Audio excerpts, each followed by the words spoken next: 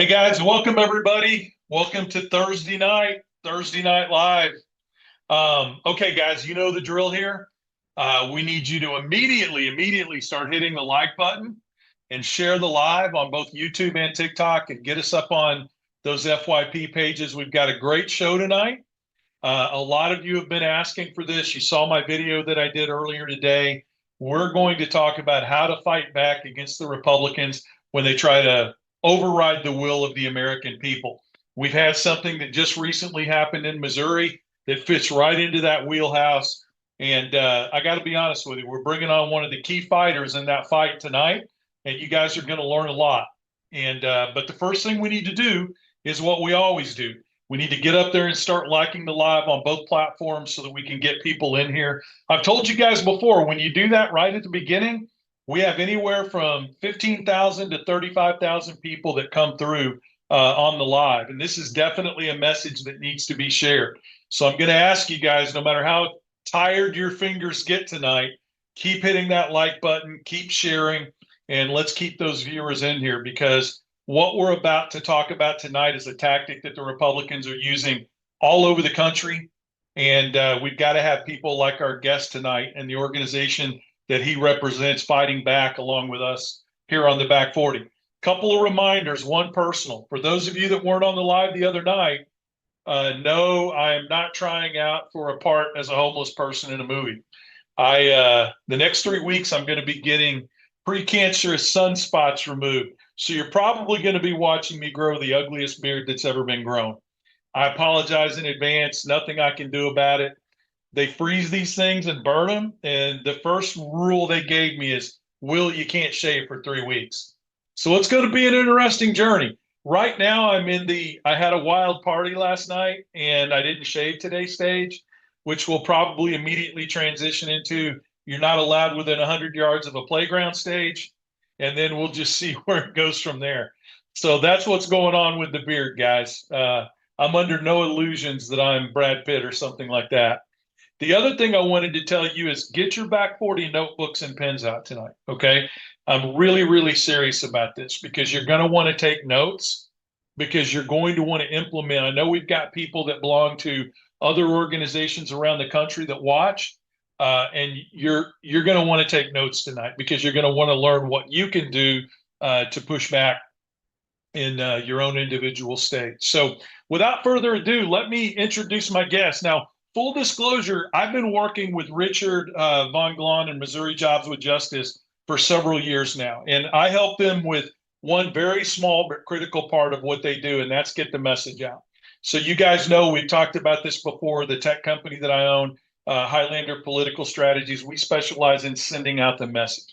Text messaging, live calls, voicemail drops, telephone town halls, all of these other things that are so critical to taking the message once Richard and his group have formulated it and getting it out in front of people. And I'm just one small piece of that cog that makes these things happen. But I've really been impressed with the work that they've done.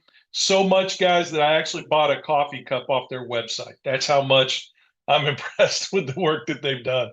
So without further ado, let me introduce Richard Von Glahn. Richard, how are you doing tonight, man? It's good to see you. I'm doing great. Thanks, Will. Thank you for having me. No, you bet. Hey, this is critical. The reason I wanted to have you on, Richard, is not only because this is so critical to the state of Missouri, but I've got a lot of followers in other states. And the one that really jumps out at me when I first start talking about this is Ohio. They just went through a similar process where they put things on the ballot, like the gerrymandering prevention process and all these other things. And then what happened? The Republican legislature out there stepped in and tried to put a hold on all of this. And they were very successful with some of it. So I started thinking this is going to be the new modus operandi. When the people say one thing, they're going to want to step in to try to stop it. So I really appreciate you coming on. And I think the best place to start, Richard, if you don't care, is could you just kind of, first of all, tell us about your background and what you've done? Because I always tell everybody the first part of the live, we just try to establish that credibility. And you've got a lot of it. So I want to share that with people. And then, secondly, if you could just talk about Missouri Jobs with Justice, how it got started, what some of its key missions are. And after you do that, we'll kind of jump into what's happened here in Missouri. Yeah, thanks, Will. And a special shout out to any Ohioans that are joining. I was born in Middletown, Ohio. So, It's a softball, man. um, I gave you the softball. yeah, always good. So I was born in Ohio, but raised in Tulsa, Oklahoma, and then have lived in St. Louis for the last 25 years. And I've spent probably about 23 of those years working primarily as a labor organizer. First representing state employees all across Missouri, gave me the opportunity to visit every single county in Missouri and build relationships with people all across the state. And then for the last 12 years, I've worked for an organization called Missouri Jobs with Justice.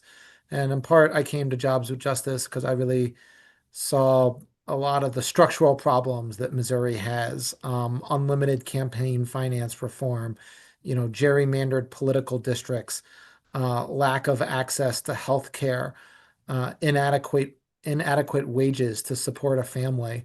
And I wanted to take on some of those bigger issues. And Jobs with Justice has afforded me an opportunity to be able to do that.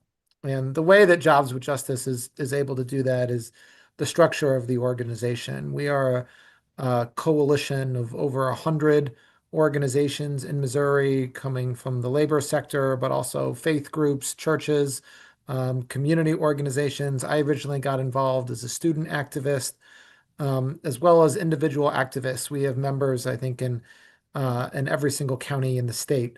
And so we're a big and significant organization, and it allows us to take on big and significant work.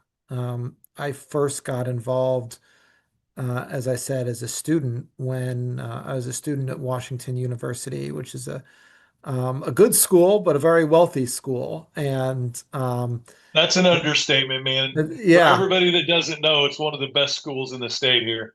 So he's um, underselling it.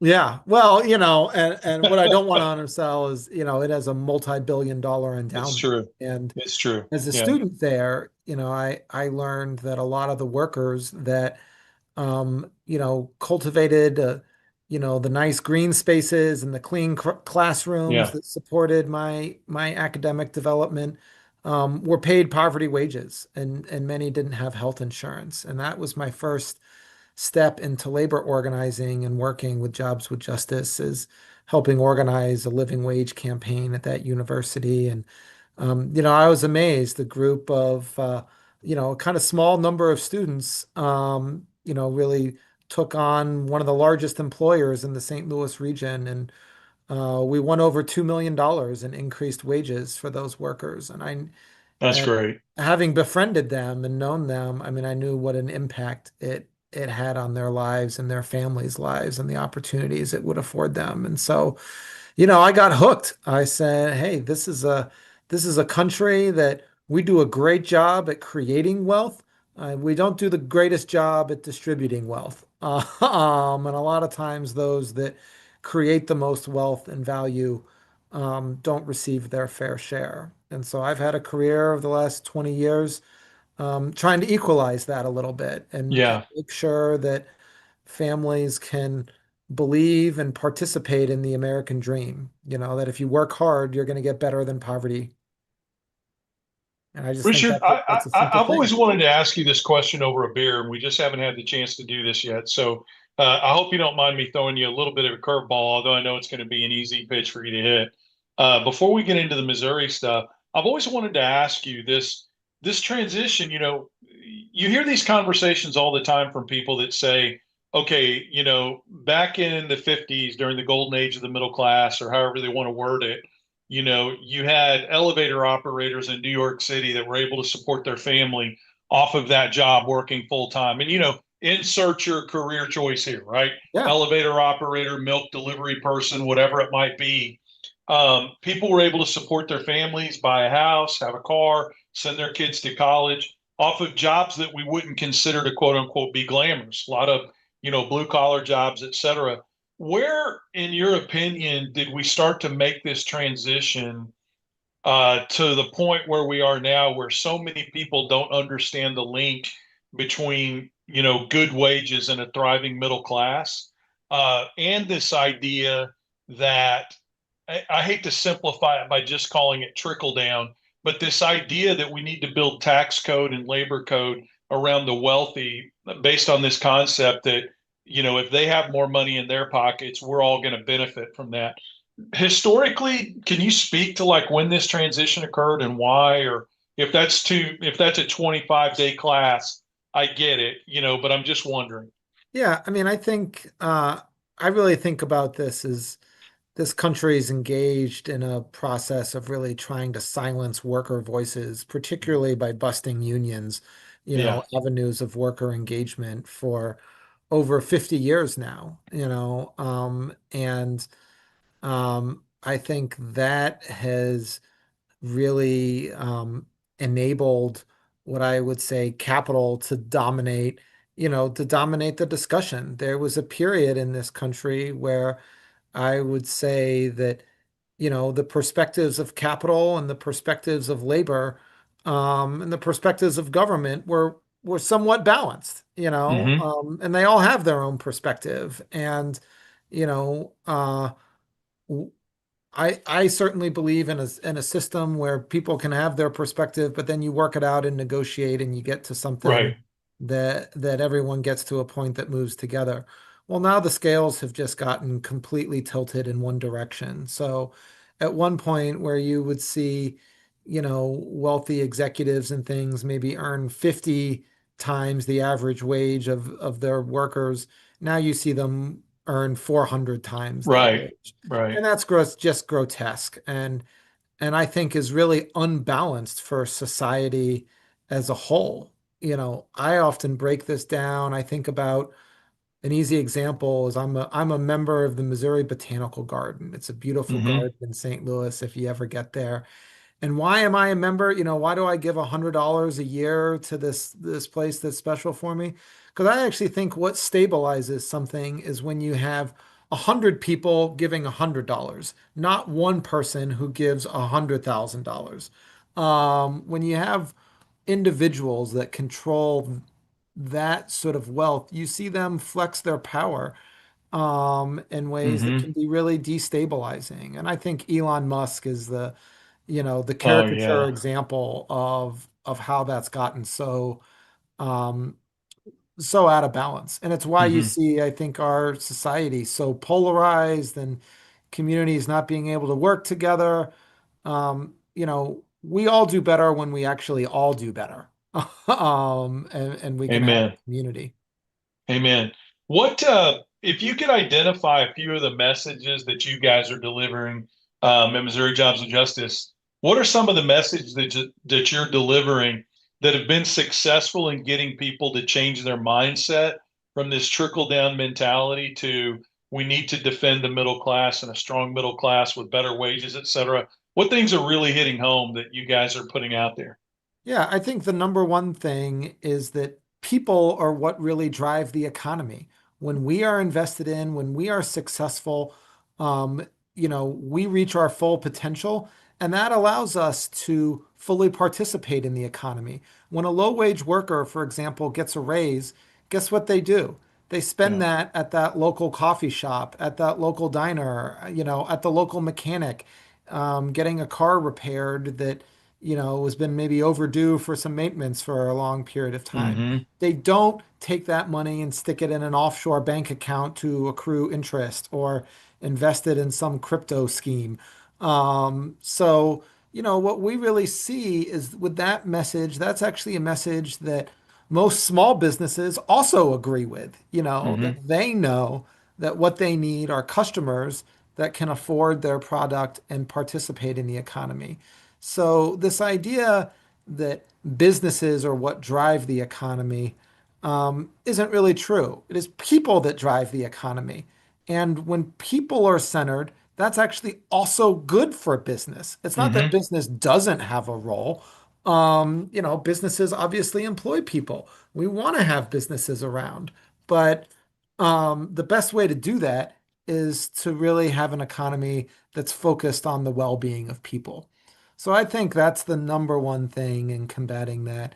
And then, there are pretty straightforward messages that I think people just agree with. No one who works hard should live in poverty. Right. Amen. It's that simple. We hold Mhm. up our end of the bargain, the economic deal that we're supposed to play.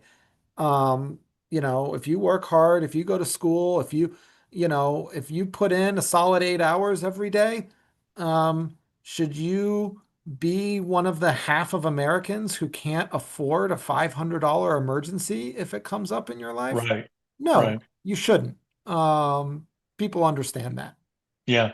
And I was doing some a deep dive into this because I love the argument, and I've heard you make it before because I've seen you speak in public a few times now, the last one being the town hall up in St. Louis. But that argument you make about the number of times that expenditures go through the economy when that money is pumped into the middle class, that's something that everybody that does what you and I do, that's an argument we've been making for a long time. And you can take that and put it on steroids because we advocate for rural America here at the Back 40. And that's even more so at the rural level because wages are anywhere from 15 to 28% lower in rural America than they are in the urban areas. So when you start talking about paying a fair wage and you start talking about that money going through, insert number here depending on the study, 5 times through the economy, 7 times through the economy, whatever the actual number is, you've really had a significant impact on rural America.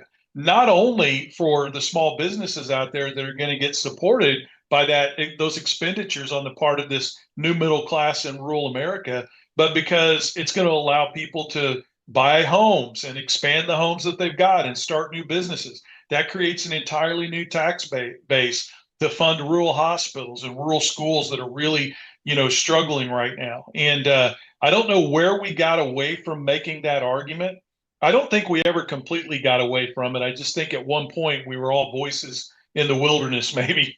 But I love the fact that we're getting back to it now and people are listening, and I know it's kind of like a, moment like, wow, you mean if we pay people in the middle, to get them into a strong middle class, that's going to benefit us across the board.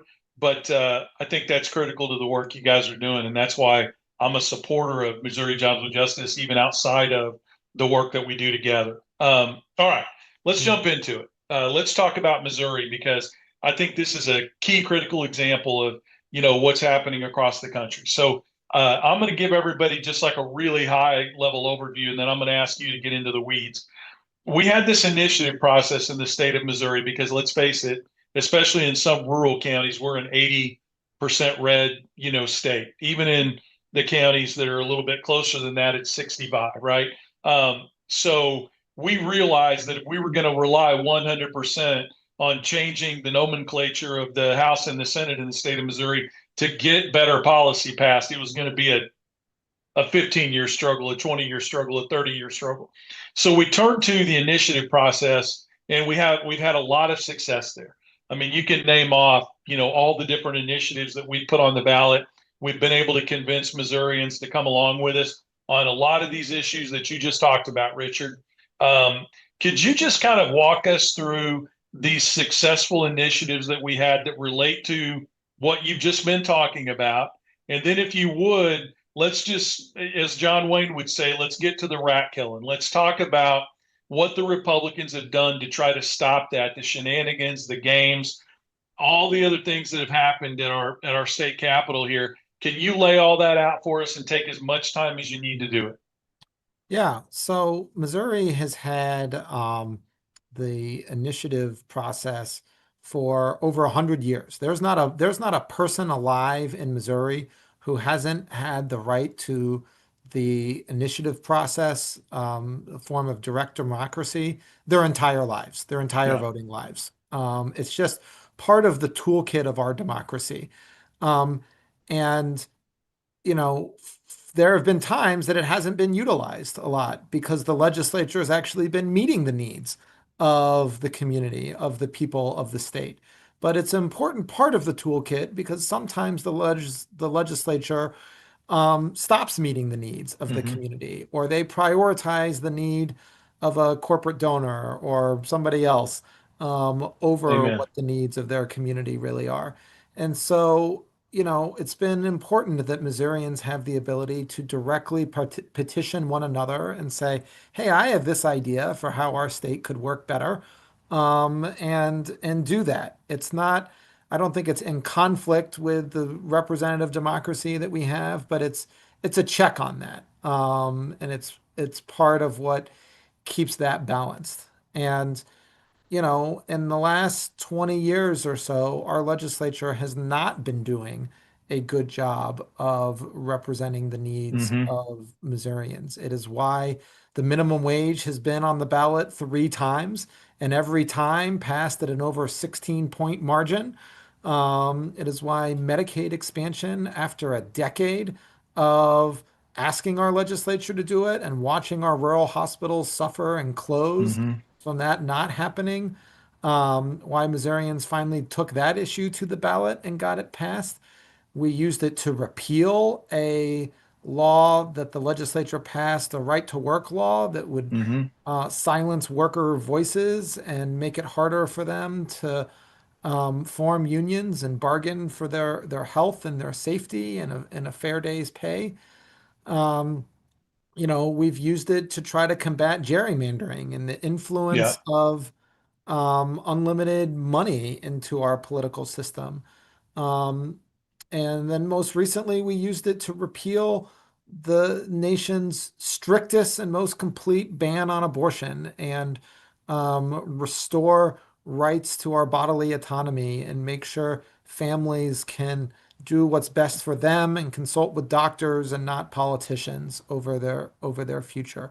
All of these are issues that have been brought directly to Missouri voters, as well as some, standards around renewable energy, policy Hmm. around marijuana usage. I mean, all pretty popular issues that our legislature was just um, failing to address. Hey, Richard, don't go anywhere you're not comfortable going, and I know you won't, but the anti-worker, how do I want to word this? So all the water that our current legislature has been carrying for anti-worker sentimentality, okay? Do you feel comfortable talking more about that? Because I think it's important to know who they're being motivated by and what's motivating them. Do you feel comfortable talking about the corporate interests behind Sure, who's sure. pushing that in the state of Missouri? Because I think that's critical for people to know. Yeah, I mean, I think you see organizations like the Missouri Chamber of Commerce that, really push these things. And it's interesting to me, a group like the Missouri Chamber of Commerce, this isn't your local small town Chamber of Commerce. Right, The right. Missouri Chamber of Commerce, my understanding is their dues to belong to that organization are $10,000 a year, if not more. So this is Yep. not a local small business voice. This is a corporate voice. And Yeah. what we've seen across the country, sadly, when I think about, rural America particularly, is a lot of those smaller diners, smaller grocery stores, smaller businesses are getting replaced by Walmart, by Dollar General, Hmm. by these corporations that are based on exploitation, are based on sucking as much money out of a community as they possibly can. And that's who is driving this agenda. It is organizations that are about sucking as much wealth and value out of Missouri as they can possibly get. Look, the local business, the local diner on Main Street in rural America, they're not looking to exploit workers Right. because often those workers are their neighbors. Sometimes Right. they're their cousins, their nephews. Yeah. Yeah. They're those very people. But that's not who groups like the Chamber of Commerce or the Missouri Restaurant Association, Hmm. and those folks are really motivated by and speaking for. The So reason I asked that question, Richard, is I think they do a fairly, at least up until recently, those groups have done a fairly good job of convincing people in the state of Missouri that these efforts to stop these initiatives that you're going to, talk about, that's some sort of grassroots movement, that the people yeah, are against these things. And that's so far from being true. Now, they may have spent a lot of money to convince some people, that that's the case, but it's not true at all. That what they're pushing and their roadblocks to more, better worker rights and higher wages, better health care, all these things that groups like yours are fighting for and that I fought for 30 years.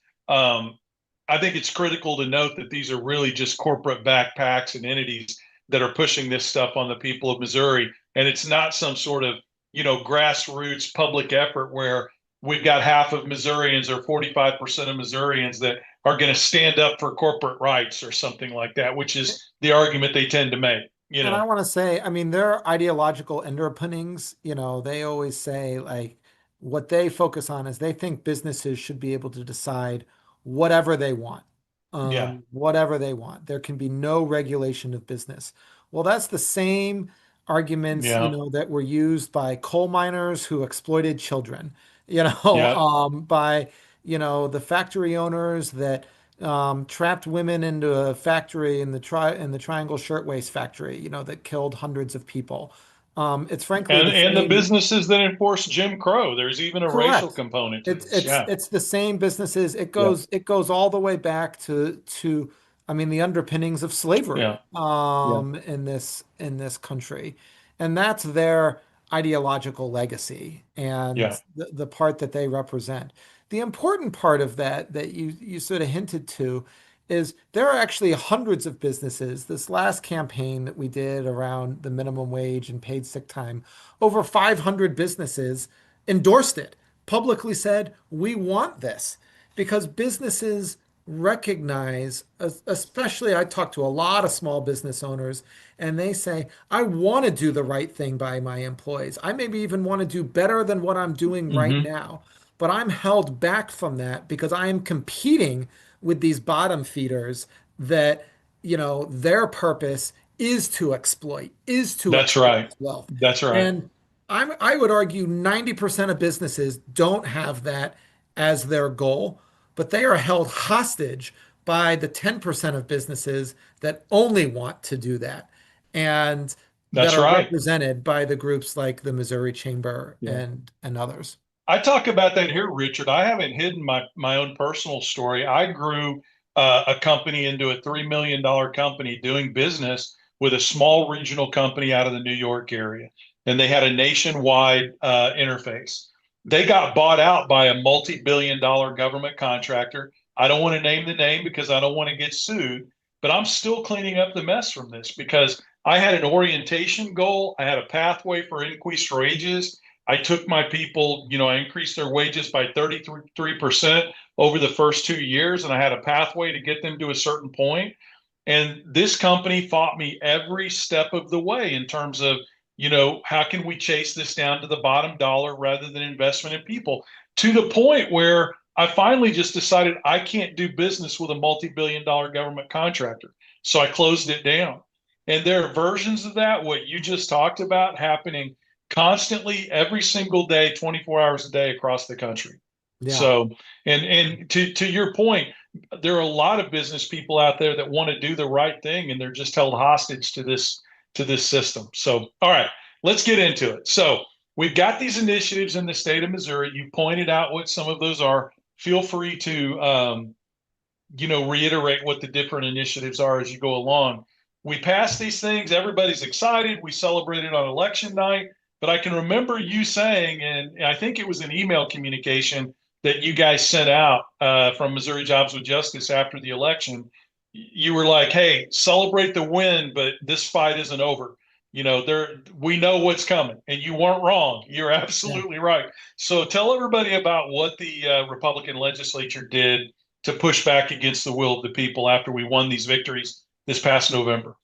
Yeah, so this past November, the one I'll focus on is one that Yeah. I was very fortunate to be able to lead. It was called Missourians for Healthy Families and Fair Wages. What it did is it took the current minimum wage in Missouri that was just over $400 a week for a full-time worker and was going to gradually increase it to $15 by 2026. And it was going to allow all workers to earn 1 hour of paid sick leave for every 30 hours that they work. And that's because, everybody gets sick through no fault of their own. Hmm. And, there's been a lot of research on access to paid sick time in Missouri. And it's a very common benefit amongst managers, amongst, I'm a professional worker. I have access to Yeah. this. It's very common there. But who often doesn't have it are the real essential workers, Right. the people that we deemed essential during COVID: Hmm. construction workers, retail workers, food service workers, childcare providers, nursing home workers. I mean, people that, it's crazy to me that you would think you would want your nursing home worker to feel pressured to go to work while sick. But that was the reality. And so Right. we wanted to give people an opportunity, again, not just giving them this benefit, but it was a benefit that they would earn They through were their earning labor. it. Hmm. It gets back to that American dream, and what's the fair deal for workers.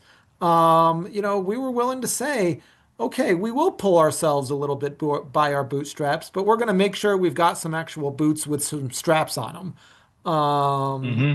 and do that. And that idea was very popular in Missouri. It passed with over 1.6 million votes. It got more votes than the top of the ticket, U.S. Senator Josh Hawley. Got a very similar number of votes to Donald Trump, who carried the Hmm. state easily. It passed in urban counties, it passed in suburban counties, exurban counties, and it passed in a number of rural counties. Hmm. The very northwest corner of Missouri passed it, the very southeast corner of Missouri Hmm. passed it, and lots of counties in between. And it passed in a majority of, um, I think it was 109 out of 163 House districts.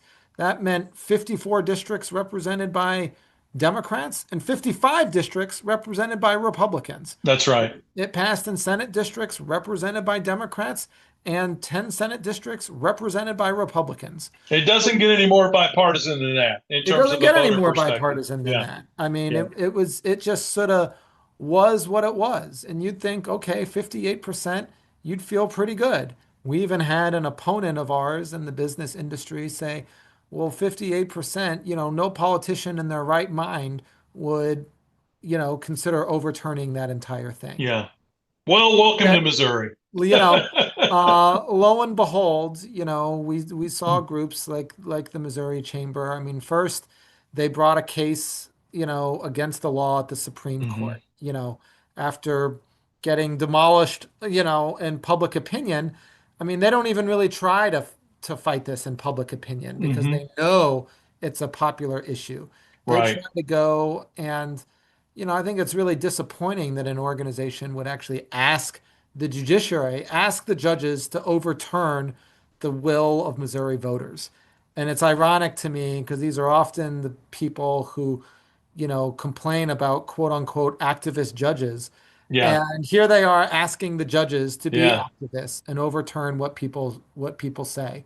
That's right. Unfortunately, in Missouri, the Supreme Court takes the ballot initiative process very seriously.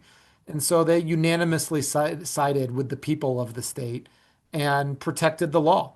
Hmm. Um, and so, the law is in effect in Missouri right now. But unfortunately, the legislature went to an extreme measure to really betray their voters.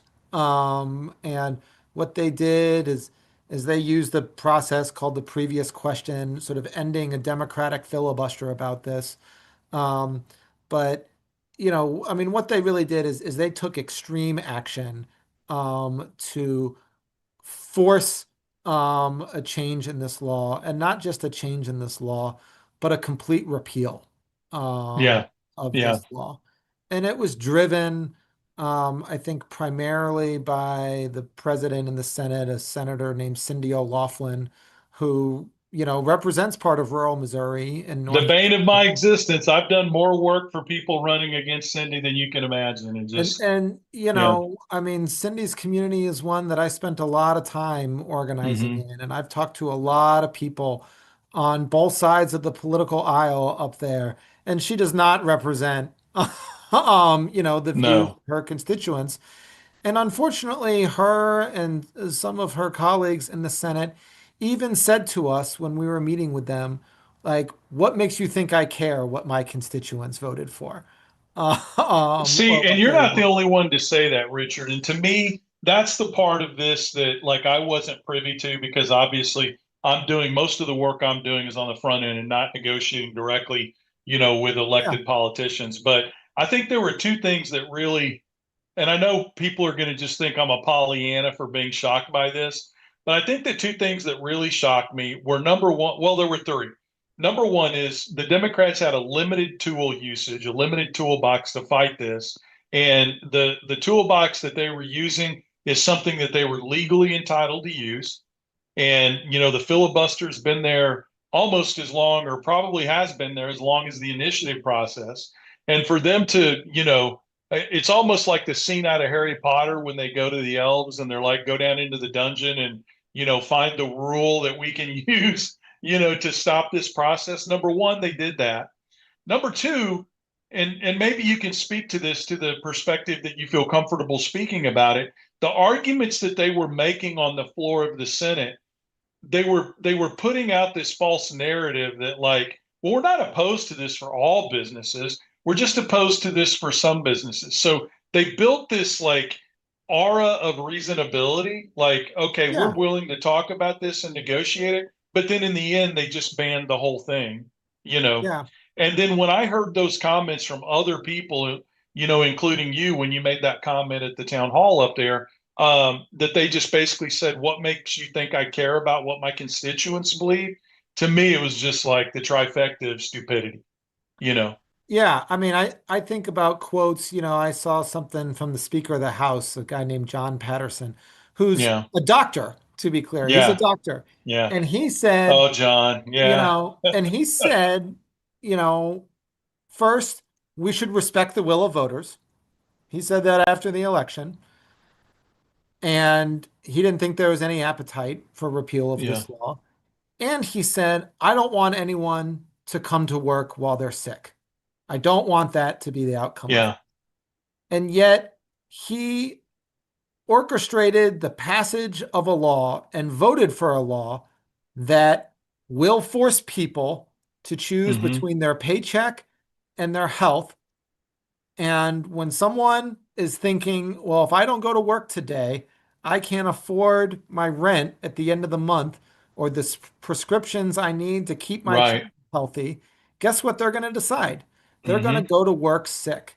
And so John can say anything that he wants, but the reality of his actions is he does want people to go to work sick Hmm. because he prioritizes profits for corporations over the well-being of his constituents. And That's this law 100% correct. passed with over 60% of the vote of his own voters. His own Yeah. voters. Yeah. He doesn't care Yeah. about that. Well, He doesn't because care I about heard it. I heard it over and over again. There were a few people even during the debate that just openly said, sometimes the politicians do know better than the people. And I'm just like I'm dumbfounded. Like you don't understand their lives and their needs better than they do. We're not talking about do we need a new weapon system or, do we need to fund this vaccine project or, whatever it might be where you need critical science involved and defense experts. We're talking about what impacts the lives of Missouri workers and how can we best increase their productivity, allow them to be productive members of society. And to hear a politician say, well, sometimes we know better than they do, unbelievable, you Yeah, know. I think you're exactly right. It's a level of being out of touch. Yeah, and you guys were even, this is the thing, is like there was one side of this equation that was willing to sit down and say, okay, how can we how can we negotiate? How can we accomplish the goals that we're trying to accomplish without going through this process of eliminating the whole thing? We do that here at the Back 40. It's like Yeah, it's okay to support a Republican who believes in good rural policy, somebody that wants to save rural healthcare, save rural schools, say pass good economic and agricultural policy. The minute they decide they're not going to do that, to your point, regardless of whether they're a Democrat or a Republican, the minute they decide that they're going to support large interests, that are juxtaposed and opposed to what's best for the people of rural America, they are not our ally anymore. you Yeah. know, And to your point. and I would say, I mean, we did sit down, and even though people overwhelmingly spoke on this issue, Yeah. we were willing to listen to business things. And, was I thrilled that maybe we would be willing to make some concessions on this? No, I wasn't thrilled, but were we willing to do it because it would preserve the Right. overall goal of the law? Yes, we were. Yeah. It's a spirit of compromise. And I will say, I think a majority of the Republicans actually wanted that as well. Yeah. But this is sort of part of the dysfunction of our politics Right. these days is Right. that, you could have someone like Cindy O'Loughlin, manipulate and bend and coerce people into a position that they didn't even really want to take. And the end result was one that I don't think anybody wanted. Right. I Absolutely. mean, And other I would other than the encourage Chamber of people, Commerce, right. And I would encourage people to go out and read the articles out there in reputable journalism about this process and the comments that were made and the backdoor dealing that went on to make this happen, because it's everything that's wrong with politics across the board, not just in Missouri. You yeah, know, yeah. I mean, there was a path to compromise and a deal, and people chose not to take that path. And I think you're right. right. It is representative of like a real failure. And actually, it's one of the more alarming parts for me because it represents not just a failure on an economic policy level, it actually represents a failure of compromise and negotiation and democracy. And that's what I'm more deeply concerned about, Yeah. Yeah. is that sort of erosion and failure of democracy. Yeah. While I'm saying that, I should also lift up that, there was one Republican that voted against repealing this law, Yeah. against using the process to do that. And that was Senator Lincoln Huff out of Springfield. Yeah. He's someone that we don't always agree with Right. on a lot of issues, actually. But, he told us throughout the session that he was going to respect the will of his constituents, and his constituents voted overwhelmingly for it. And so, every single Democrat did that, and one Republican did as well. But unfortunately, there was 23 others on the Republican side that are willing to betray the voters of this state, in the Yeah. service of their corporate To your overlords. point, Richard, could you speak to that real quick, just from the perspective of, I know there's a lot of angst nationwide against the Democratic Party right now, that there are a lot of rank and file voters that don't feel like they're doing enough to push back against this stuff. So I was asked to join a listening committee for the DNC to go out and listen to rural people give their feedback about why they feel the Democratic Party is not advocating adequately for them. And I said, okay, I'll do it as long as everybody understands I'm not going to be a shill for the Democratic Party. If this is feedback, I want to get real feedback, and I want to take it back to the Democratic policy to push better policy, the Democratic Party to push better policy. But there's obviously, if you look at the polling, which I do a lot of that in my job, and I know you do too, there's a lot of anger and angst out there. People don't realize that right now what's driving the Democratic Party's low approval rating is not that the Republicans are upset about them. It's that so many of our own people inside the party are. But I'm not asking you to speak to that. But in terms of the tools that the Democrats had to fight back against this Republican effort, is it fair to say they used the only tool that they had in the toolbox and that they used it effectively? I What are mean, your I think thoughts I about think they that? sort of had two tools in the Yeah, toolbox. One is a filibuster. right. Just talk about this and talk about this and take up time. And time is a very precious commodity in a legislative session. And so the more they're talking, the more other issues aren't getting done. And they did that for 25 hours. I give Yeah, them a lot of credit. Republicans tried to force things through, and they held the line. And it was a time that there's only 10 Senate Democrats in the Missouri legislature. yeah, And every single one of them spent multiple hours speaking up and defending this law and defending the votes of their constituents. yeah, So I give them a lot of credit for that. that's one thing that they can do. And then the other thing that they can do is they can negotiate. Yeah. They can do that. And this is the other point where I will actually give them a lot of credit, particularly the leadership in the Senate. Senator Doug Beck, who's Yeah. my state senator out of Yeah. South St. Louis And County. full Uh, disclosure, I've done work for Doug in the past too. I don't want to hide any of that stuff. So yeah, yeah. yeah. Yeah. But when Doug was defending this law and hearing from businesses and doing things, he picked up the phone and he called and he said, "Well, they're telling me this. What do you think about this? What about this idea?" And some of what they were telling him was frankly complete bullshit. Yeah. And This is my shock face. yeah, Yeah. and was a lie. And some of it, at times he'd say, "Well, I think they might have a point here, and what can we do on this?" But what I want to lift up about that is Doug did that not behind the backs of the people who had driven Yeah. the law and done the work. He actually did it in partnership. And I Yeah. really value that. Yeah. Sometimes people think, and sometimes politicians are in a position where they feel like they have to make a decision on behalf of people. But I Right. will say, like the Democratic Party in Missouri here on this issue, I give them tremendous credit That's good to for hear. being accountable to the people that they knew drove this issue and would be impacted by the proposed changes that were being made. And they didn't ask, "Hey, are the workers who are going to get screwed by this?" They didn't say, "Are they Democratic voters? Are they Republican voters?" They didn't care about that. They cared about the impact that it was going to have, and I give them a lot of credit for that. That's good to hear. That's good to hear. Okay. I'm going to ask you the question in just a minute so you can be thinking about it.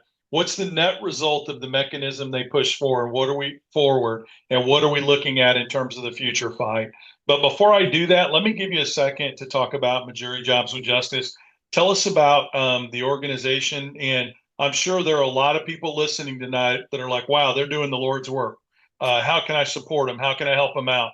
Why don't Yeah. you tell us how we can do that? Yeah, so we've got a great website. It is pretty simple. It is just MO like Missouri, JWJ.org. You can go there and you can see different blogs, articles, different things of us in the news about the work that we're doing. But more importantly, you can click on a tab. I think it's the Get Involved tab, and it'll have a calendar of where and when we're going to be in action. What are the next things that we're doing? We're hosting a webinar, for example, a debrief of the legislative session and what happened and why, next Wednesday evening. We'd love for people to sign up and join and come hear about it. We're also going to be talking about what are the next steps that we're going to be taking. I'll tell you, the Saturday, 3 days after the Republicans gutted this law, um, we had over 5,000 doors knocked by volunteers talking to people. Do you know what your senator just That's did? amazing. Yeah, that's amazing. And what's happening here during the legislative session? I mean, with your help, I mean, we had over 2,000 phone calls into senators' offices. We were meeting with them. We're making sure, like you said, the people's voice is getting heard. That is not unclear where the people of this state stand. So, Jobs with Justice does a lot of work on policy issues Hmm. like this, statewide policies. Sometimes we have local campaigns, fights around, like I said, when I was a student at Wash U, making sure a local employer is doing the right thing by their workers. We're supporting workers at this moment because right now, a worker in Missouri is earning paid sick time. Hmm. It's a right that they have. They don't lose it until August 28th when that law goes into effect. And so if you need help understanding your rights or how to enforce those rights with your employer, we're a place that can help you out. It is again, the website is mojwj.org. And you gave me an opportunity, so I should take it. All of this is critically important work, and it's expensive work. I mean, every Yeah, canvas we put up, costs us about $200, and we're doing canvases multiple times a yeah, week. And so you can find a donate button there. we've got both the C3 if you're worried about a tax exempt thing and a C4 that allows us to maybe do a little bit harder hitting political work. And every contribution makes a big, big help. Um, over the last couple years, I mean, we have increased our number of just individual members by several hundred because they see us on the front lines leading this fight. And we really welcome, contributions of any size, of any type from individuals, and we appreciate it. And we put it right to work fighting for your rights.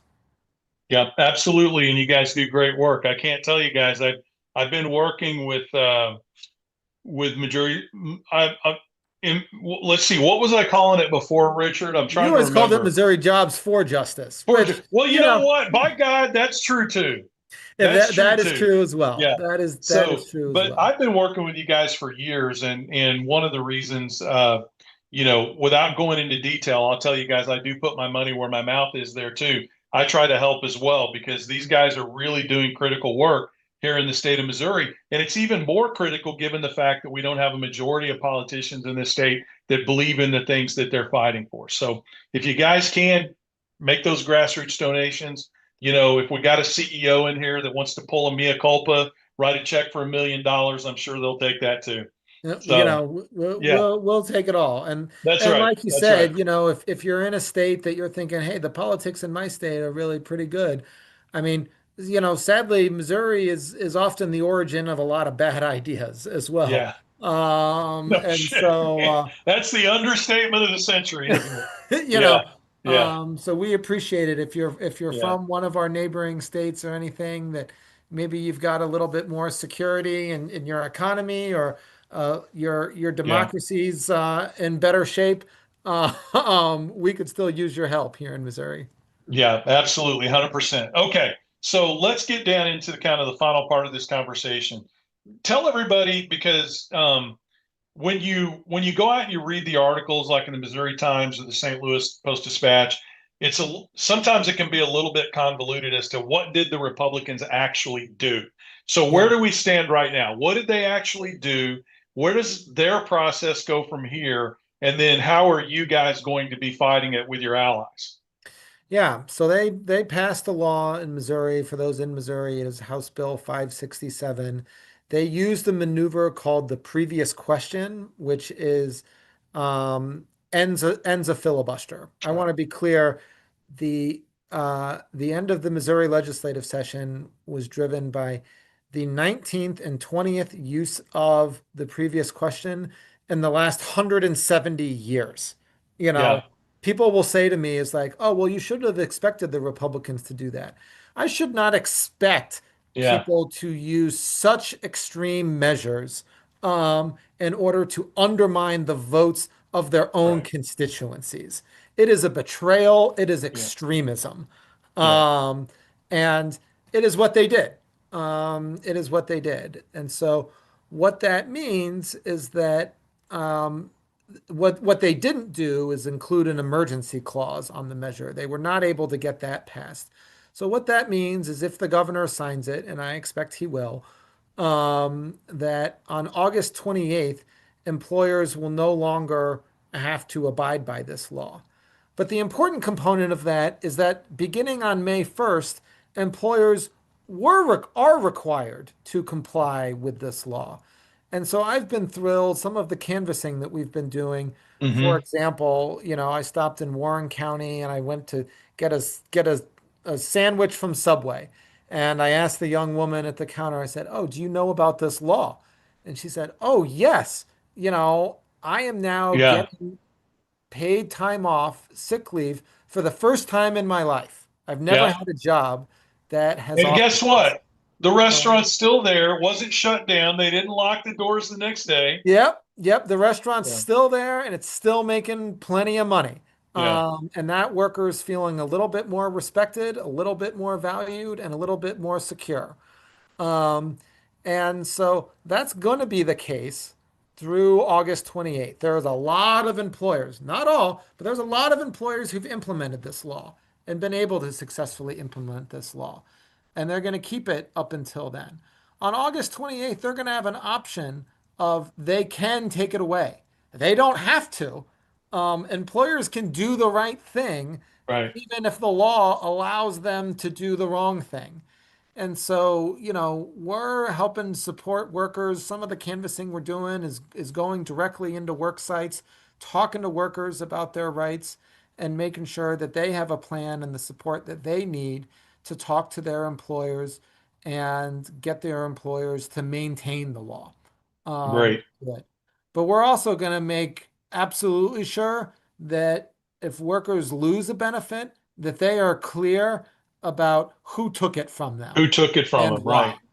Yeah. And so it's something that Jobs with Justice, we've never actually engaged in electoral politics on the candidate side. We've always sort of, said, well, we're going to work on issues and we're going to do things, that really unite people. And we still want to do things that unite people. Hmm. But, we're not going to allow someone like John Patterson to say, Right. I don't want this reality when he voted exactly for that reality. Right. If people want to betray their constituents, fine. Have the decency to accept responsibility for your betrayal and Amen. answer to them.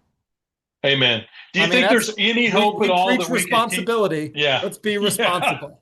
Yeah. No, no doubt at all, because the hypocrisy in this whole I always say this, but then, they always exceed my expectations. I always think it can't get worse than this. And then it does, Yeah.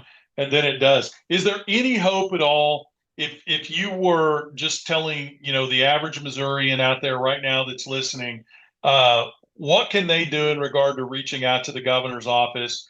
I know it's a long shot, but you know, it still doesn't mean we shouldn't try. What's the best way to get the point across to the governor that you should not sign this bill? Yeah, you should absolutely reach out to the governor's office. Jobs with Justice, the Missouri Worker Center are two organizations that are encouraging that. If you go to our website, you sign up to get our emails, you'll get things like that will equip you to be able to click an easy link and send that message. I mean, look, the governor's calling legislators back into session, spending millions of dollars of our tax Hmm. dollars to bring them back to talk about subsidizing billionaires, tax stadiums, a tax break to do a new stadium. And without getting into the politics of public money for sports stadiums, I'm saying if you can spend our tax money to talk about that, you can have the decency to make sure that the workers in those stadiums, you know, earn a fair wage and can Yeah. take care of their families when they're sick. Well, I'm with And you. so the There's no governor bigger. has the ability to Yeah. veto this bill, and he Yeah. should. And And he he should. should. And I'm right there with you. There's no bigger sports fan in Missouri than me. Trust me. I mean, I bleed red. But the bottom line is, we got to have our priorities, right? Yeah. And to your point, we all benefit from a stronger working class. So, Yeah. all right, last question, and then I'm going to let you pitch the website one more time because I want people to. I want the last thing that they remember coming off this call is to help how to help you guys. What are some of the things that are on the horizon that we need to be worried about? That you see legislatively coming down the pike with this new group of people that were elected in November. I kind of feel like overall, on the scales of justice kind of thing, this is an even more conservative group than was there, in our last session. What do you see coming down the pipeline that's going to be bad for Missouri workers, et cetera? Yeah, I mean, I'm concerned that the Senate seems increasingly willing to um, placate extremists and use something like the previous question. Yeah. It's a real betrayal of the history of the Senate and the cooperative nature of the Senate. And it's evidence of just an erosion of democracy and good faith bargaining. I've been through plenty of bargaining as a union rep, and the difference between when you can have differences of opinion, but you're there in good faith and trying to get to an agreement, Right. and when you're just there playing games and really just trying to dominate the other side. And Right. and I'm concerned that there's an increased appetite for that sort of stuff. And I think that comes all the way from the top. We've got a president who's uh, um, not concerned with, really using extreme measures on the political Yeah. side as Yeah. well. So I'm concerned about that. I'm concerned another law that was passed this year actually directly impacts the ballot initiative process, our history of direct democracy. And it's going to allow politicians to really try to put some spin on the ball of that and have an increased say in what ballot initiatives, how they're described to voters. And it's a real way to try to trick and deceive voters. This is a bad idea, I think, coming to Yeah. us directly from Ohio, where, Yeah. you had Yeah. politicians describe an issue about gerrymandering and trying to limit gerrymandering in the exact opposite of the way that it would actually do. And when you have that, it's an opportunity not to win the debate with voters, but to manipulate voters and deceive voters. And I'm concerned that we're getting to a point where we're not trying to win the battle of ideas. Um, we're Yeah. just trying to get to a politics of deceit and domination, and that's bad for our country. I don't care if you're, you know, a libertarian, a conservative Republican, a Democrat, a democratic socialist, wherever you are on the political spectrum, like getting to a politics of deceit and domination is not good for any of us. I just think about it all the time. I remember reading Atlas Shrugged when I was a freshman in high school, and I don't know. I just don't know how Peter Thiel and these guys could read that book and walk away, and because they all read it about the same time I did, in terms of where they were in their life. The first thing I thought when I read that book is, Jesus Christ, this is worse than 1984. Yeah, This is a yeah, horrible way to, and now here we are, yeah, living it. So, yeah, all right. Well, tell everybody one more time, if you would, Richard, the website and how they can support you guys, because I yeah. do think it's critical. And let me just say publicly, I really appreciate the fact that you guys let me play a role in helping you do what you do. It's one of the things I'm most proud of at Highlander, and I just appreciate being a little part of the great work that you guys are doing there. So thank you. Yeah. So again, you can go to our website, mojwj.org. There's a Get Involved tab in there that gives a constant calendar of upcoming things, that we are doing. We have local chapters in St. Louis, Kansas City, Springfield, Columbia, and Wentzville, Missouri. So we've got local groups there. But like I said, we have members all across the state and actually all across the country, that follow us and participate with us and try to send in messages or send in resources, for the fight. And we appreciate, we always appreciate all of that. And I'm excited just this weekend. I'm getting ready to finish some preparation for leadership training. 36 Missourians coming together, learning some more skills around organizing and getting our neighbors, putting them into action and fighting back against against this corporate agenda that's waging war on Missouri families. All right, Richard, I'm sure we'll see each other on the road, man. So Absolutely. I really Thanks for the appreciate time, Will, everything you and guys are doing. You bet. Thanks for coming on tonight, and maybe later on down the road, as these issues start to play out and we see what's going to happen, maybe we could get you on for just a quick update here and there. absolutely. All All right, right. you take care. Thanks, Richard. Have a great night. Bye bye. All right, guys. Listen, what a great guest. I got to tell you, I was really excited to have Richard come on tonight. We are waging a real battle here in the state of Missouri, and I know that so many of you are out there in the rest of the country as well. I tell you guys all the time, my best friend in the world is he lives in Ohio, he's a public official there, and I feel like I've become his political psychiatrist. It's just what they're doing out there has been incredibly deceitful and incredibly destructive to the working class, women's rights, just a whole host of things. And these are the same types of things that we're doing here in Missouri. So I hope that you enjoyed, listening to Richard, listening to him lay out the process that we went through here in the state of Missouri, where the people, guys, the people of the state of Missouri, it wasn't an elected official, It was a direct vote of the people of the state of Missouri who made a decision to say, we want to protect the rights of Missouri workers. And that was just a bridge too far for the politicians in Jefferson City. And in this case, it's the Republican politicians that are pushing these policies that are harmful to the middle class. So they just frankly, guys, threw out a law, threw out a bill that absolutely overrode the will of the people of the state of Missouri. And I got to tell you, it's been a difficult process to go through.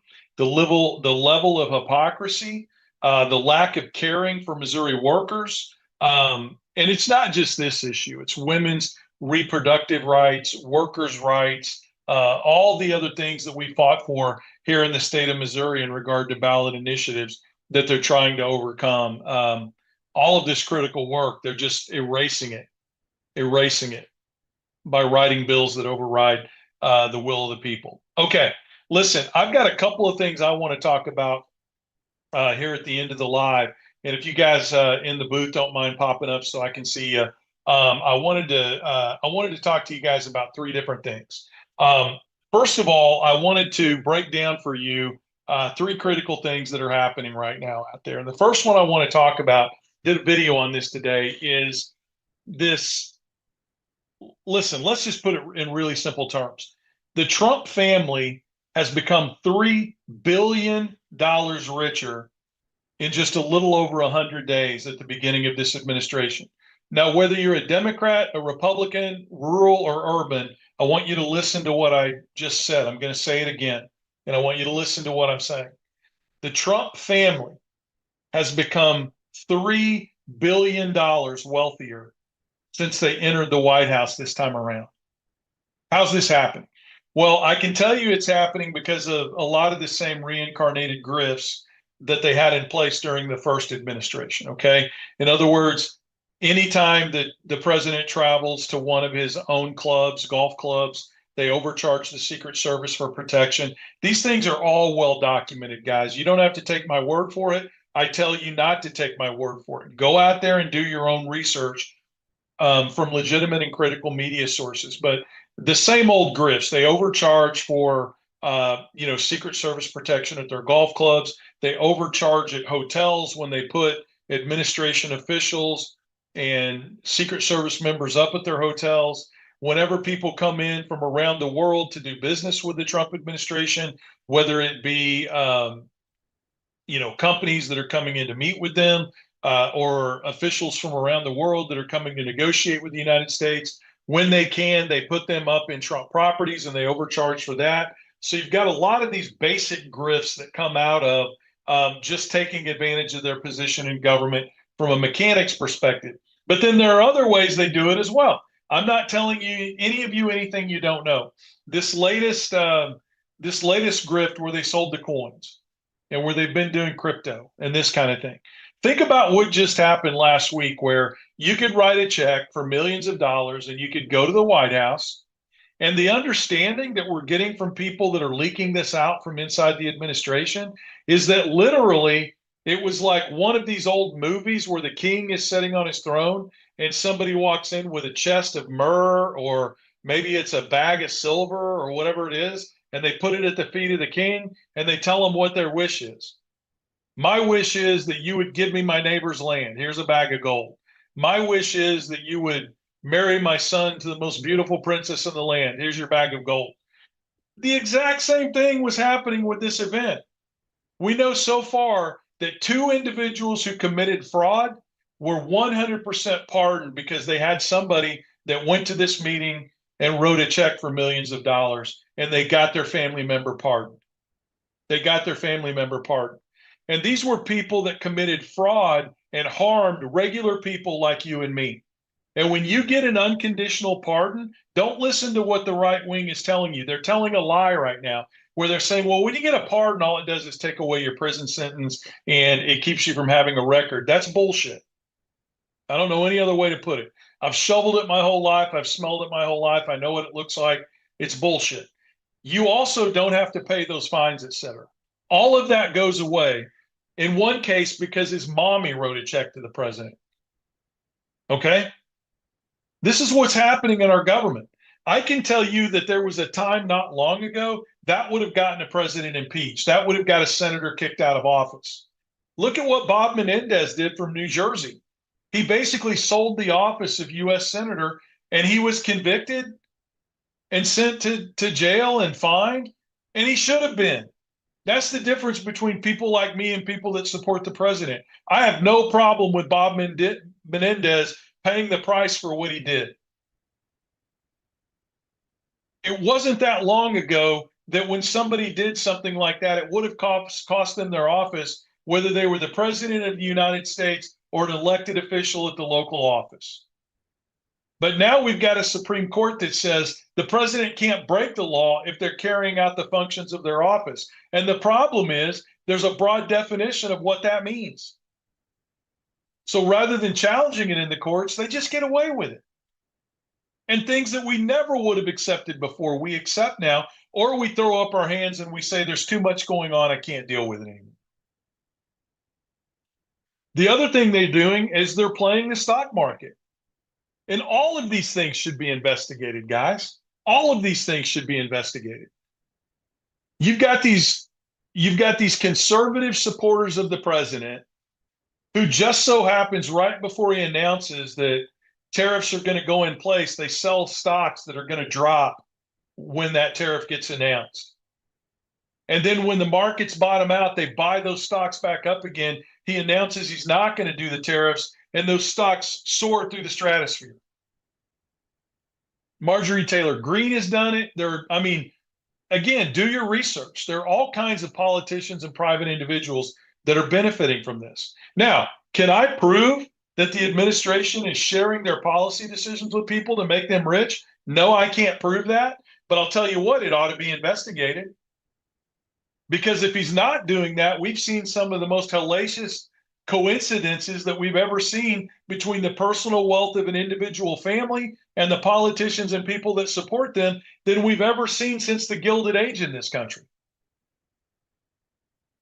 And yeah, I do believe in coincidences, but I don't believe in broad scale coincidences. $3 billion, think about that.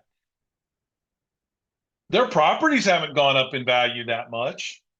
This is the grift that's caused them to earn this $3 billion as a family. All of these things should be investigated by law enforcement, by the House, and by the Senate.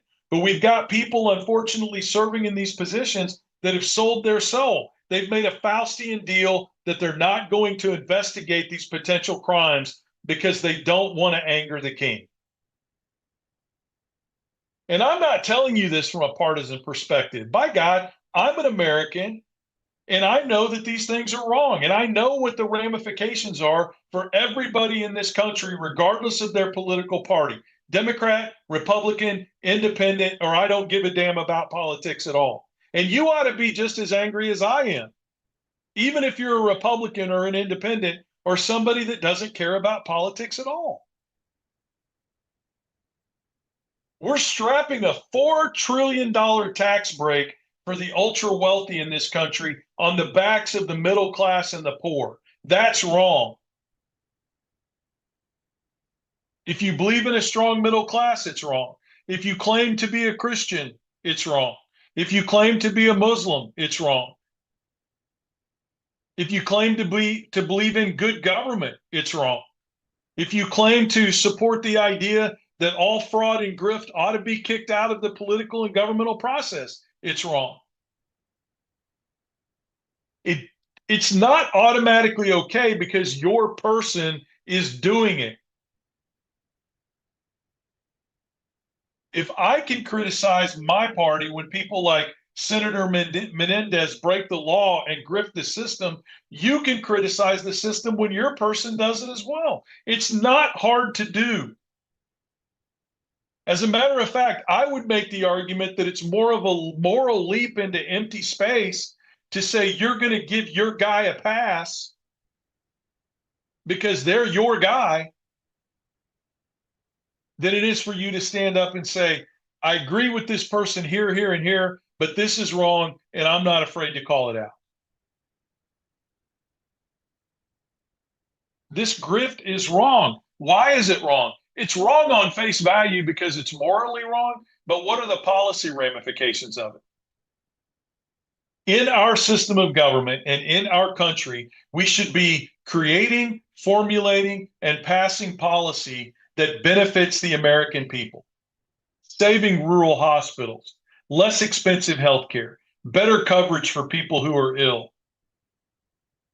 research to cure cancers, research to kill genetic diseases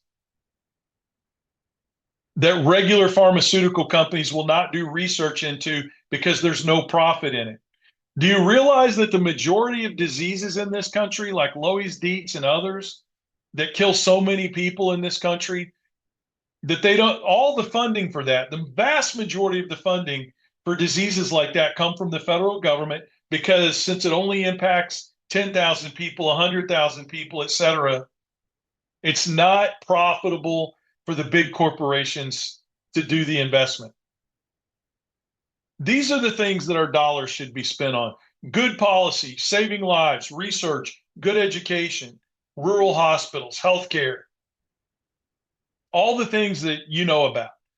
When we're making policy based on enriching a certain class of society, and that's why the decisions are made, we're not doing the things that we need to be doing to make life better for the average American citizen. And that shouldn't be a partisan issue. When you hear me say that, your response should be, yeah, Will, you're right. Not look at the Democrat complaining about the president. We have got to get away from that. Because one thing you can't say about me is that it's one-sided. If I see my person doing it, you can damn well rest assured I'm going to call it out when they do it as well. And that's the reciprocation that I'm asking for from you. Their lack of ability to govern is costing us our rural health care. It's costing us our rural schools. It's costing us good agricultural policy and good rural economic policy. And if we draw up lines based on politics and say it's okay for them to do that because our guy is the one doing it, then shame on us. We have nobody to blame for ourselves but ourselves when the wheels come off and our schools close and our hospitals close and our businesses don't grow, and all of our small farms and ranches are sold off to the highest bidder, and we entered into this agricultural silo approach that we already have to a certain degree in row cropping, it'll be our fault. The only thing that politicians can do is introduce bills and pass them into law. And if they do that to our detriment, we have the opportunity to speak up with one voice and throw them out on their ear. And if we make the decision to say we're not going to do that because they've got an elephant on their sign or a donkey on their sign, or they're the person that we voted for, then shame on us. Shame on us. And I don't think that's a radical message, guys. I'm amazed all the time at the number of people that I hear from that say, wow, what a radical message. I can't believe, it's the first time I've heard somebody talk about this. It shouldn't be. It shouldn't be a radical message. It should not be a radical concept in the United States of America that we hold our elected officials to the minimum standard that they pass policy that's good for the people that elected them. If that's a bridge too far, if that's catching the car when we chase it, then we're screwed. But that starts with us. It starts with us. It starts with us setting the minimum standard to say, regardless of whether I'm a Democrat, a Republican, an independent, or somebody that doesn't care about politics at all, I'm going to hold my elected officials accountable to passing laws that are good for me and my community. Not to own the Republicans, not to own the libs, not because I agree with some culture war or disagree with some culture war issue, but because it's good for us as a people. To me, that's just not a bridge too far. And that's why here at the Back 40, We're fighting to do just that. And if you think that's a good cause, if you think that's an argument worth making, if you think there's a voice in me and a voice in you because you are the back 40 to get that job done, then just join us. Don't just watch. Don't just sit on the back bench and say, gosh, I hope Will gets this done. I hope the people that are there with the back 40 get this done. Help us do it. Go to the back40official.com, all spelled out, and just sign up. It doesn't cost you anything to sign up. And we'll update you on what we're doing around the country and the issues that we're taking on. And yes, while you're there, if you want to support the podcast, if you want to help make a donation for us to get out on the road and talk to Democrats, Republicans, and independents about good policy for rural America, we would love that. My accountant would really love you for doing that. I'm not going to lie, because right now it's my number one charity. Right now it's my number one charity. But help us. We need it. I want to remind you guys again before I jump into the last two things. The other thing I need you to do, and some of you are doing a great job of this, if you feel comfortable doing it, and you need to feel comfortable doing it because you're going to catch heat from the same people that you always catch heat from when you tell your personal story. If you've been impacted by poor rural health care, if you're disgusted by the fact that your local rural school has gone to 4 days or has had to merge or is closed down, if you're worried about Medicaid being cut, make those videos like Susie has, like Sleepy Mama has, like Grains and Pains does. Make those videos at me, Westmoreland_Pops, hashtag the back 40, and we will share those videos. We will help you get your voice out there. This is not just Will, guys. We need your voices out there too. We need you making these videos that we can share to get your voice out on a bigger platform. Because trust me, I can sit here and talk about what the ramifications of cutting Medicaid are, but it's going to mean a lot more if you're a mom with a special needs kid and you're relying on Medicaid to get them the help they need, and you tell that personal story yourself. I don't need to add anything to that story at all. That's going to change minds. All I need to do is take that story and help amplify it so other people see it. And they understand that, but for the grace of God, they could be there too. So I'm going to issue this challenge every time we get together. Every Monday and Thursday, and every time we do an event, I'm going to issue that challenge to you. If you feel comfortable telling your own story, do it. At me at Westmoreland_Pops, hashtag the back 40. Let us get out there and share your personal stories as well. Now, I'm not going to share the stuff where you're like flim, flam, farth, filth, and flam. I want to hear really personal stories about how this bad policy is going to impact you and why you need America to work together to stop it. And I will share those all day long. All day long. All right, let's end on a fun note. I always like it when MAGA accidentally says the quiet part out loud. I always like that. And nobody screamed louder about these conspiracy theories than our Secret Service head. Is he our Secret Service head, Dan Boingo? I call him Boingo. Or was he? Yeah, I think so. I think so. Anyway, you remember all of the conspiracy theories that is pushed. One of my favorite ones is that Jeffrey Epstein didn't unalive himself. If you go back and you look at his podcast and you look at right-wing social media leading up to the election and until the day the president was inaugurated, it's full of these conspiracy theories that Jeffrey Epstein didn't unalive himself. The Clintons did it. The Bidens did it. You name it. Insert Democratic politician here. They're the ones that unalived Epstein. Well, guess what? Some of you already know where I'm going to go with this. Maria Bartiromo, who, I mean, let's face it, she's like the judge on Fox News without the four boxes of wine. she had an interview with Dano and Patel, and she asked them this question point blank. So I'm going to ask him in the booth if you guys would play the video regarding the Epstein piece, and then just give me the thumbs up when it's done.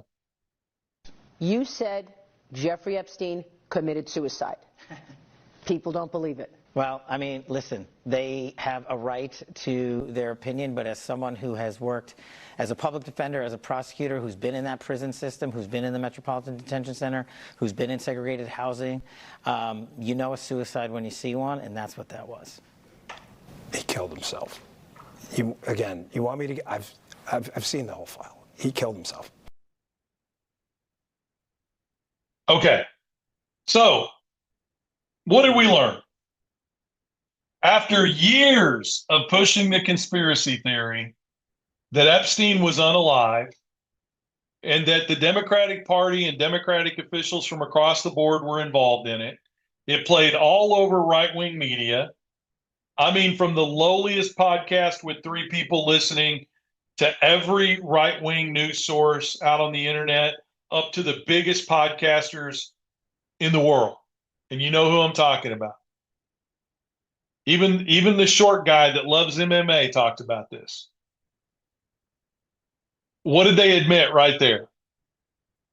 We actually have a camera uninterrupted on the door of the cell, and I can tell you unequivocally that the idea that there was a conspiracy theory and that he was unalive is bullshit.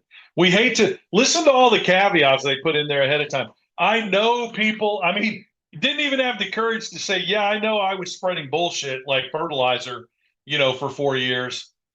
But he just generically says, hey, I know there were people out there that were making this claim, even though it was him. But listen, we've looked at the tape, we've analyzed everything, and what is he? I don't want to use, because of the fact that we're broadcasting on TikTok too. Basically, he says, a self-unaliving when you see one. It's all BS. It's all BS. All right, I want to watch the second one now. So what's the other big conspiracy theory out there? The other big conspiracy theory that's been out there is that on January 6th, there were FBI agents that were embedded in the January 6th, quote unquote, protesters that were out there encouraging them, watching the whole thing go down. I want you to listen to this video clip, and at the end, you're going to listen to Dan Boingo make a delineation, a differentiation between agents and informants, and that's what I'm going to talk about when we're done. So if you guys would, let's play that video clip of January 6th and just give me the high sign whenever it's done. You guys are going to love this. From the FBI. Let's give it a second to load and play. Were there FBI agents undercover egging people on? Like I said, that answer is coming, and it's on its way to Congress. You're about to, I saw it. I saw the portfolio of information. We dug far and wide to find it. And I'm pretty sure now we have a conclusive, definitive answer. But you and the public are going to have it. You're going to see it in writing over to Capitol Hill. But I just want to be sure we're clear, having been an agent and a police officer. There is a difference between an agent. I know you know this. I don't mean to sound ridiculous. An agent, meaning a trained GS 1811 federal agent, and a source or an asset. There's a difference. So when you see the material, which I promise you is coming, again, I'm not asking you to trust us. I know it's coming because I saw it yesterday. When you see it, I just want you to understand that it's not an apology for anything. Thank you. But there's a difference between agents and assets. Yeah. And I just hope when people put that information out there, they make the distinction. Not that it's better or worse, but there's a distinction there. It's a very important distinction. And I want to level set here. I want the American public to go back and look at what our predecessors stated to Congress under oath, that there were no FBI sources utilized in and around January 6th. I'm going to leave it at that. What actually happened? Okay, so I'm telling you guys, snakes in the grass, man. That's the only term I can think of that my grandpa would have used back in the day, snakes in the grass. So listen, We all know what the conspiracy theory was. We don't need them to give us a new one, which is what they're trying to do in this clip, right? We know what the conspiracy theory was. The conspiracy theory was there were FBI employees and agents mixed into the January 6th crowd, encouraging them to do what they were doing, giving them their blessing and assisting them. That was the conspiracy theory. How do I know that? Because I did a deep dive into it yesterday and today. I went in and I immersed myself, God help me, in these right-wing media sources and went deep into all of the conspiracy theories about January 6th. And site after site, creator after creator makes the argument that there are agents and employees of the FBI embedded into these January 6th protesters. Now, what are they admitting here? You notice what they called them? Informants. And they make the delineation between informants and agents. Why do they do that? Because there were no agents and employees of the FBI mixed in with the January 6th protesters. And they don't want to be held accountable to having the people that they claimed were involved do a walk of shame, because those people don't exist. They're never going to be fired. They're never going to be let go. They're never going to be laid off, because they never existed. What is an informant? An informant is somebody that the FBI or law enforcement has either cut a deal with to keep them from being prosecuted, or they might even be a paid informant. And they turn in information from the illegal organizations or criminal organizations that they are a part of to law enforcement as part of the investigatory process. These are not employees of the FBI, and they're sure as hell not agents. These are criminals who, they're rats, okay? They're rats. That's what the mob would call them. That's what the Proud Boys would call them. They're rats. And they inform on the other people in their organizations. They admit, the administration admits, none of these informants were told that they should go. They had an inspector general look at this, and the inspector general came back and said, none of these informants were asked to go. Nobody knew that these informants were going to go. But the bottom line is they're informants. They're private citizens that rat out their fellow racists to the FBI. Do you hear the change in the verbiage? And the only thing they can do at the very end to try to salvage this horseshit conspiracy that they've been trying to shove down our throats for the last few years is at the very end, Patel steps up and says, well, you know, the previous administration said nobody associated with the FBI was involved. No. You don't get to change your conspiracy theory halfway down the river. The previous administration said there were no agents and there were no employees involved. The inspector general did their investigation and found the same thing. Nobody ever made the argument that unpaid criminals who were informants, rats against their own organizations, didn't show up that day. As a matter of fact, I found 2 articles just today when I looked at the last minute that stated just the opposite. Pointed out that the people, go Google in December of last year, there are 30 articles out there that talk about the fact that these people are informants. And how do we know? Not because the administration tried to hide it like Patel lied about there at the end, but because the administration pointed it out. They're the ones that set up the flare. There is no bottom for these guys. And again, going back to what I just said a minute ago, this is not a partisan issue. Telling the truth to the American people, protecting the American people against criminals, white supremacists, violence. This should not be a partisan issue. I'm calling it out because it is a lie and it is wrong. And when you take resources from law enforcement to investigate conspiracy theories, and you take money away from legitimate criminal investigation to put it into the investigation of conspiracy theories, you're exposing the general public to more crime. It's common sense. If you had a armed robbery problem in your hometown and you had 10 police officers or investigators that were specifically working on that problem, and then you start a conspiracy theory that the United Nations is coming into your small town to put all the Republicans into an internment camp, and to fight that, you're going to pull 8 of those officers off of the legitimate armed robbery task force so that they can work on this imaginary United Nations conspiracy theory. Now you've only got 2 officers doing legitimate crime fighting. Do you understand the point? And this is what they're doing. They're using government resources that could be directed at fighting real crime.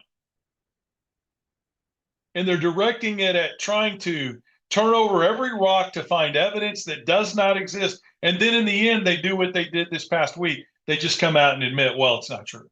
But they don't say it's not true. They change the conspiracy theory. Well, you know, all along the conspiracy theory was just that nobody associated with the FBI was there. No, that wasn't the conspiracy theory. You said there were agents in the crowd. You said there were employees. They opened the doors and let them in, Will. I mean, yeah, I'm getting older, but my memory's not that bad. The wheels are coming off, guys, in every way, shape, or form. The tariffs are on, the tariffs are off. They're going to be this amount, they're going to be this amount. We're going to put them in place, we're not going to put them in place. We're going to take care of the Ukraine war in one day, we're not going to do anything. Putin's going to come around. I'm a good friend with Putin. Putin's crazy. The war's not going to stop. It is going to stop. We're going to cut waste in government. We've already cut billions of dollars. Oops, we haven't cut anything. All these people are getting checks who are dead. Well, no, they're still in the system, but they're not getting checks.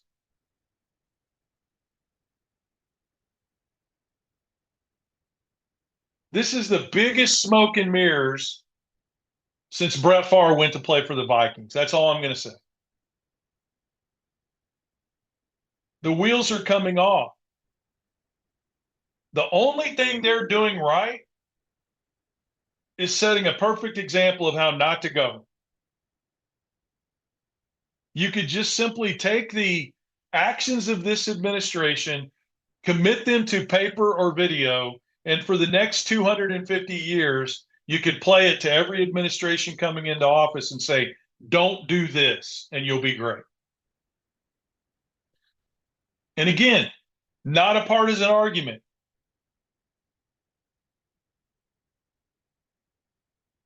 Any Democrat that would do the same thing, every Republican would be screaming for their head, and vice versa. These are things we should be able to agree upon. And we better start agreeing on things like this soon, because not doing it, going to our partisan corners, going to our tribal corners, excusing things that are wrong because our person did it, it's costing us our schools, it's costing us our hospitals, it's costing us our health care, it's costing us our small farms and ranches, it's costing us our rural businesses. And here at the Back 40, we're saying we're not going to let that happen. And that's why it's not just Democrats listening to us. It's Republicans too. Zeppo and I have been on the phone over and over and over again and had call after call after call with people who voted for Donald Trump who are saying this is a bridge too far. What can I do to help you guys? And for every young farmer out there that gets their money and then turns their back on everybody else in their community, there are 5 who will not do that, who will continue to stand up and fight. And that's why I'm going to keep speaking to them. That's why I'm going to keep making the case to them. Hell, where I live, if I didn't want to be friends with Republicans, I wouldn't have a friend. But you can rest assured my friendship comes with strings attached. And that is, you're going to listen to the arguments that I'm making if you're going to sit down and eat breakfast with me on a Saturday morning, and you're going to defend your position. What we're doing here makes a difference, guys, and you are the reason why. I'm going to say it one last time, just on this live. If I was out here doing this by myself, trying to lead this thing, and you guys weren't behind me, I'd just be a guy taking a walk. That's it. That's what you call a leader with nobody following, is just a guy taking a walk. It's because of the fact that you support us at the Back 40. You make your voices heard. You do your own videos that we share. You share our videos. You support us financially. This is why we're getting this hard work done. We have a lot more exciting things coming down the pipeline if we can get the support to do it. So we've thrown a lot at you today. I want you to think about what happened in the state of Missouri. The people of the state of Missouri, and it's happened in Ohio and Texas and other states, they voted for the laws that they wanted, the initiatives that they wanted, the rights that they wanted. And the arrogance of the politicians in those states, in my state on behalf of the Republican Party, to come back and say, we know better than you do. Your rights don't matter. Our opinions do. That should be a bridge too far for all of us. And we're going to fight back. You learned about Missouri Jobs with Justice and what they're doing. If you get a chance, go sign up, support them. We are winning battles. His approval rating is at an all-time low. We've got judges standing up for the rule of law. And we've got organizations like the Back 40 laying it all on the line to make a difference. I want you to be a part of it. Please be a part of it. All right, guys, listen. Join us Monday night, okay? Monday night, we're going to be joined by Crystal Quade. She ran for governor in the state of Missouri in the last general election, and she's going to be coming on to talk about her organization and an organization that she's working with to build a positive political process in the state of Missouri and around the country. These are things, ideas, concepts that you can implement where you are as well. But Crystal is a single mom. She fought the good fight. She was a state representative here in the state of Missouri. She ran for governor in the state of Missouri. And she's going to be our guest on Monday night. And we're going to talk about these critical issues and the fight that she's fighting with her organization as well. So let me end by saying this. Thank you for everything that you do to support the Back 40 and the efforts that we're putting in place here. Continue to spread the word. We need you to do that. Share the videos with people in your family and your friends. Ask them to go out there. If you're on TikTok, please go follow us on YouTube. If you're on YouTube, follow us on TikTok. Follow us on all of our social media platforms. Try to like our videos there, etc. The more of that we get, the bigger the organization comes and the wider our voice is in terms of how many people we reach and impact. Listen, everybody, have a great night. Thanks for joining us tonight. I hope you appreciated our guest and the facts that we shared on the show, and I'll see you guys again.